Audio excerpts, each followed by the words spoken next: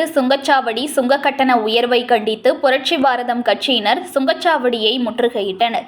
தமிழகத்தில் சுங்கச்சாவடி கட்டணத்தை உயர்த்தப்பட்டதை கண்டித்து தமிழகம் முழுவதும் பல்வேறு கட்சியினர் போராட்டங்கள் நடத்தி வருகின்றனர்.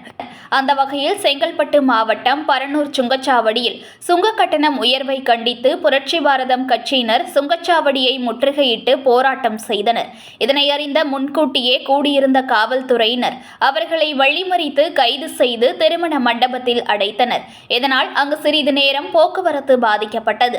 தொடர்ந்து சுங்க கட்டணம் உயர்வதை மத்திய அரசு கைவிட வேண்டும் என கோஷமிட்டபடி 50க்கும் மேற்பட்ட புரட்சி பாரதம் கட்சியினர் கைதாகியுள்ளனர். செய்திகளை உடனுக்குடன் தெரிந்து கொள்ள லைக் பண்ணுங்க, ஷேர் பண்ணுங்க, சப்ஸ்கிரைப் பண்ணுங்க, மறக்காம கமெண்ட் பண்ணுங்க.